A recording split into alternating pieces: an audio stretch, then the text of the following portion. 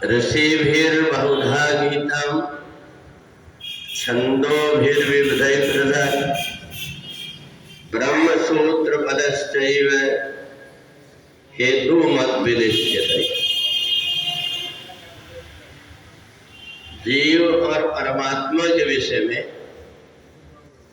वेदों में भी वर्णन है, ब्रह्म सूत्रों में भी वर्णन है और उपनिषद में भी वर्णन है कि ये जीवात्मा पहले जन्म के भोग ही जीव प्राकृत भोगा अपने पहले जन्म के कर्म को दूसरे जन्म में भोगता है। तो वेद में, उपनिषद में, ब्रह्म सूत्रों में जीव के आने जाने का जो क्रम है ये अलग अलग बताया गया है कि कैसे जीवात्मा पहले शरीर से दूसरे शरीर में आता है और जब पहले शरीर से दूसरे शरीर में आता है तो अपने साथ में उन संस्कारों को कैसे लाता है। का जो इंद्रियां है, इंद्रियों के सूक्ष्म तन्मात्रा है शब्द, स्पर्श, रूप, रस, गंध। इन 5 विषयों के द्वारा इंद्रियां जो कुछ भी भोग भोगती है वो दूसरे जन्म में सूक्ष्म रूप में उसके साथ होता है। अगर किसी व्यक्ति ने पहले जन्म में परमात्मा की भक्ति किया है तो दूसरे जन्म में अपने आप ऐसा सहयोग बन जाएगा कि वो ऐसी जगह पहुंच जाएगा, परमात्मा की भक्ति करने का मौका मिल जाएगा। ये होता कैसे है? ये पहले जन्म का दूसरे जन्म में आता कैसे है?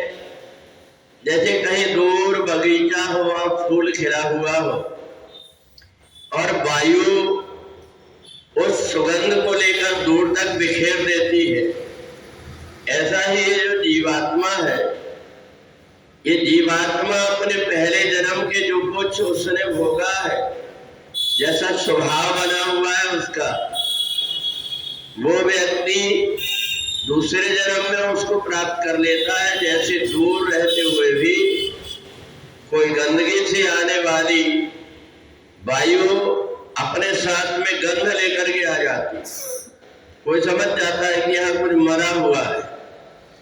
ऐसे ही कोई अच्छी चीजें की सुगंध है वो भी व्यक्ति को प्राप्त पता लग जाती है।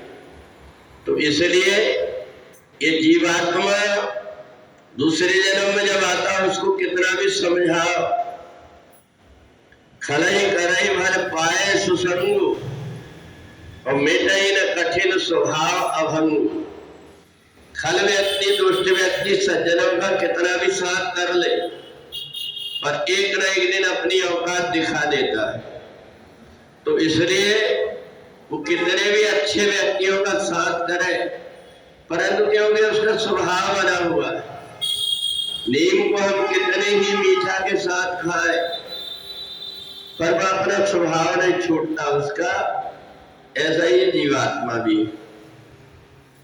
परंतु होता क्या है कि ये जीवात्मा जब संसर्ग में आता है तो जैसे गर्म पानी और ठंडे पानी की परात को पास पास में रख दो तो धीरे धीरे ठंडा पानी गर्म होने लगता है, गर्म पानी ठंडा होने लगता है, एक दूसरे का असर थोड़ा बहुत आ जाता है। तो इसलिए व्यक्ति जब अच्छी संगत में आ जाता है तो पूरा अगर ना भी सुधरे तो थोड़ा थोड़ा तो परिवर्तन आ ही जाता है। तो इसलिए जीवात्मा को इस शरीर को खेत कहा गया है और जीवात्मा इसमें किसान के रूप में।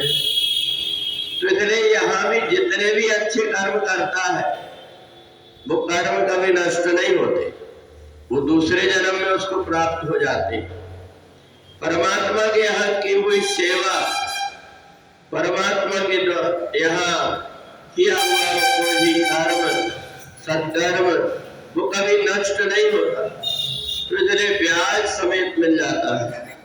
तो इसलिए जो जीवात्मा है इसके अगर बुरे स्वभाव को मिटाना है तो उसके लिए परमात्मा की सेवा, परमात्मा की जो सेवा करता है उसका स्वभाव भी सुधर जाता है।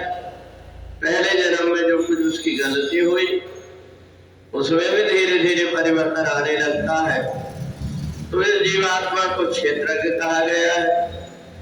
हम थोड़ी देर जो गीता का पाठ करते हैं ये हमारे जीवन में बहुत बड़ा परिवर्तन कर देता है, क्योंकि हमारा नित्य का ही नियम हो गया है कि हमें कोई भी काम करे परंतु परमात्मा की भी भक्ति करना है। और जब हम इस प्रकार से करने लगते हैं तो हमारा स्वभाव, हमारे अंदर जो कुछ भी पहले जन्म की कमी है उसकी क्षतिपूर्ति हो जाती है और यहाँ आकर के हमारा जीवन भी सार्थक हो जाता है।